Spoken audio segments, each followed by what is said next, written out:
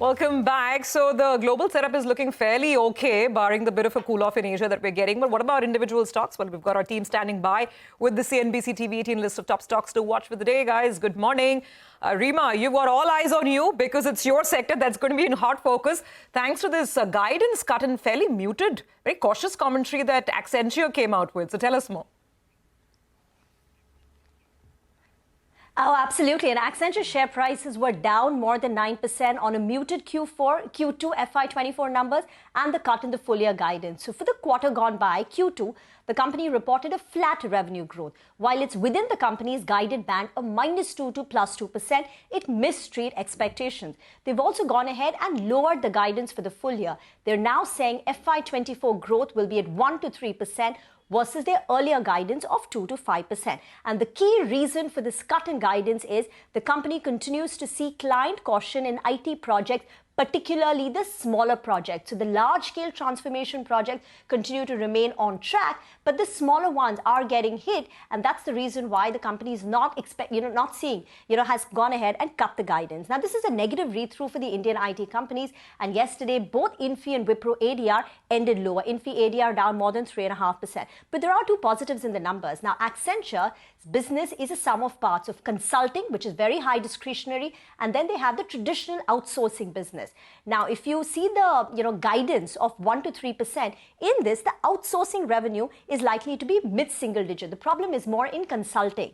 But that said, it's still disappointing because the street was anticipating a double-digit kind of a recovery in FY25, and Accenture is talking about a mid-single digit kind of growth. And generative AI is picking up quite a bit. On a quarter-on-quarter basis, Gen AI bookings are now standing at $600 million versus $450 million that they had in the prior quarter. All right, thanks a lot for that. Well, let's go across to Vivek now. He's tracking Texmaco Rail and Karnataka Bank. Vivek, why is that? Well, good morning. Both of these stocks I'm tracking because the companies have gone ahead and decided to do a fundraise.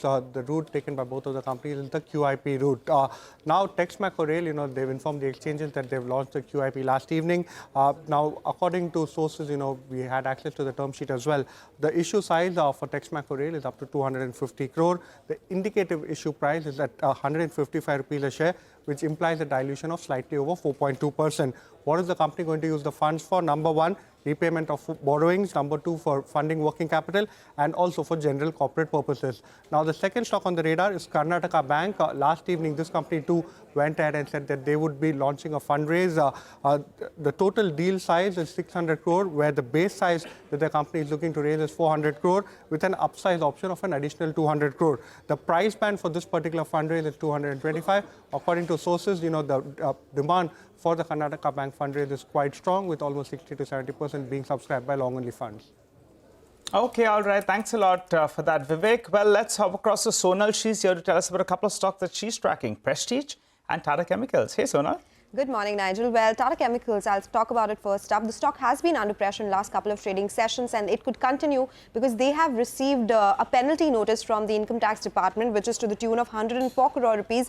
It has actually come in from the faceless assessment, to which the company says that they will appeal against the order, and they are quite sure that they will get favorable order from the appellant authorities, but there could be some impact of this on the stock. Prestige Estates, there's a positive news here because the company, through its subsidiary, has acquired 62.5 acres of prime land in Indirapuram extension in the NCR region. They already have some exposure to that market, but they're increasing it there. The company says the cost of acquisition is around 468 crore rupees. They will have some revenue share as well. But they say the opportunity or the gross development value is around 10,000 crore rupees. To give you some perspective, their FY24 sales could be around 20,000 crore rupees. So this is half of what they are doing right now. So looks like a big opportunity here. The stock will be on our radar as well. Okay, got that. So we'll watch out for Prestige Estates. Thanks for that, Sonal. Upasana is looking at a bunch of stocks as well. Upasana, good morning. Tell us about them. Well, good morning, Surbi. First up is Bharat Dynamics. The company will be in focus as the board approves stock split in the ratio of 1:2 and even interim dividend of rupees 8.85 rupees per share. The board also appoints G. Gayatri Prasad as the CFO of the company with effect from March 21st, 2024. Well, next up is Sada Energy. This stock will be in focus as the JV Natural Resources Energy gets LOI for composite license of Surjagarh 1 iron ore block in Maharashtra. Next up is Tata Communications. The company said that it aims to hive off the company's new digital edge services business to its wholly owned subsidiary Nova Mesh on a slump sale basis. And the cash consideration is almost 458 crores is what the company has indicated. That's the reason even this stock will be in focus today. Well, next up is Star Housing Finance. The company inks co-lending partnership with Tata Capital Housing Finance, and it also aims to service 5,000 home buyers in low-income group segment in the first phase of engagement is what the company has indicated.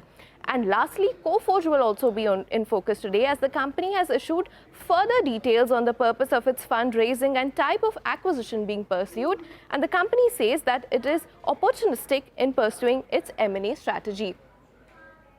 All right, thanks a lot for that. Here's a quick recap of our top stocks. Stocks with positive news flow. There's Texmaco Rail, Karnataka Bank, Prestige Estates, Bharat Dynamics, Sarda Energy, Tata Communications, Star Housing Finance and Coforge. While stocks with negative news flow, there's Tata Chemicals and IT stocks. But let's also get a grip on what's happening in the world of commodities today. Manisha Gupta is joining in for a roundup of all the action from that space. Manisha, some cool off is what we've seen in crude? It is, yes. And crude oil prices have seen a nearly 2% decline from the kind of highs that we saw almost 88, and now we are trading at around $85 a barrel. Well, the strength in US dollar is one thing that is weighing asset classes across the place.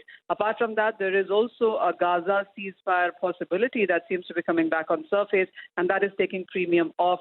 The reason that you wouldn't see crude prices decline too much is because the U.S. inventories have continued to decline, and the Ukraine attacks on Russia refineries have shut down 10% of their refining capacity. So these are some of the factors that could continue to support. But yes, the strength in U.S. dollar index has weighed on across board. So gold is off its all-time highs. Silver prices, which were trading at a one-year highs yesterday, also went down on profit-taking. And that's exactly what you are looking at in other metals as well. So copper, zinc, aluminum, which were trending with multi-month highs, also have come off of it. Got it. All right, Manisha, thank you very much for the latest in commodities. We do have to take a break on that side. Come back on the other side and we'll touch base with Siddharth Khemka of Motilal Oswal Financial Services. We'll talk about a lot of the fundamentals, including, of course, this Accenture guidance cuts. So back with more in a bit.